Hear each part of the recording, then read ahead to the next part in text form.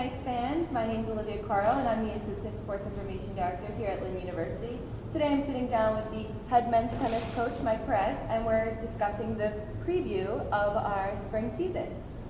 So, last season, the men's team made it to the national semifinals, where they lost to Armstrong Atlantic, who went on to win the Division II National Championship. Looking forward from where you finished last season, tell me where you go from there.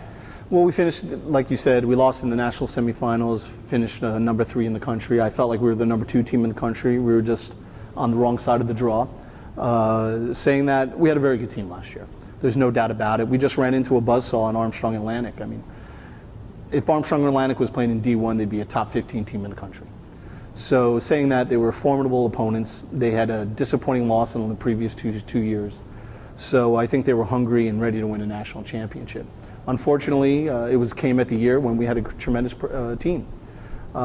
Great year. I mean, you finish number 3 in the country and you win the region and win a couple tough matches out there at the national championship. So hopefully we'll build on that. We've lost some players that were in the top 6. We lost 3. But we've replaced some of those players with some talented young players, and we'll roll the dice this year. Okay, so tell me about the returners that you do have and where they stand on the team. Well, in our top 2 positions, you have Willie Wolfer and Vlad Churla. They have a lot of experience. Willie's a 3-time All-American, Vlad a 2-time. Both players have tremendous skills, are physically formidable, and Willie, I think, finished the fall season ranked somewhere around 4 or 5 in the country. So, but you know, when you're playing 1 or 2 with the kind of schedule that we play in our conference, it's always challenging. You got to be ready to play every match. And so those are 2 solid returners that have experience and will certainly lead the way.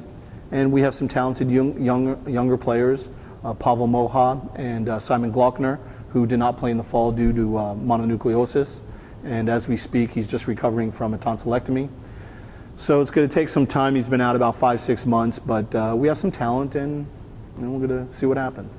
Okay, so in November, the preseason rankings came out, and they ranked the men's squad number 2 in the region and 3rd in the nation. With Willie, as you mentioned, he was ranked 1st in the nation first in the region in singles. Talk about the newcomers. I know you mentioned them briefly. Yep. How they contribute into that, like.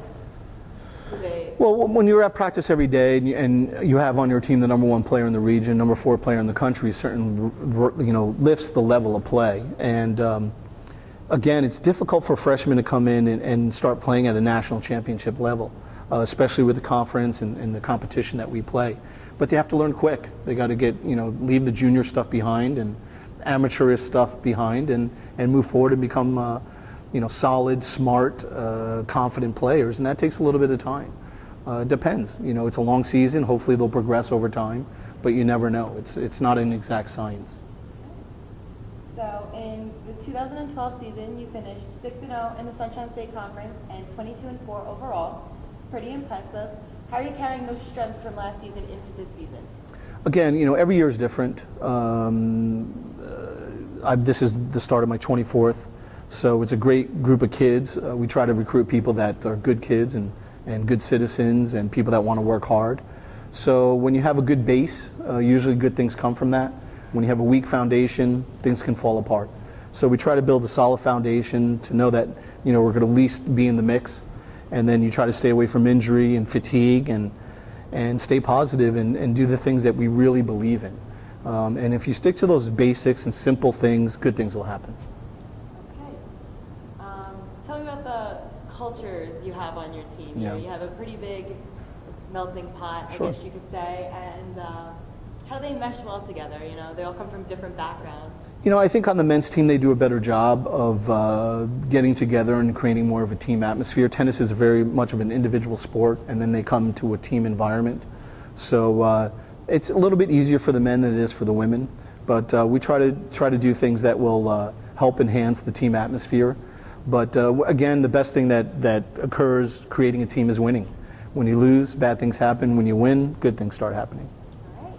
So you opened the season February 5th for St. Thomas, right around the corner. You said you were going to start practice today. Are you pretty excited? How are you going to prepare? It's right around the corner. It is. And again, you start slow and you try to build yourself up. You don't want to peak too early. And so that's always been our philosophy here. So we'll kind of take it day by day and try to teach how to win. We talk about a variety of things, but really we want our student athletes to understand statistics and the science of it. And once you have some control and you understand what's happening out there, you feel more comfortable. And that takes time. All right. Well, thank you, Coach. Thank you. I'm pretty excited. Good luck in practice. All right. Thanks, Olivia.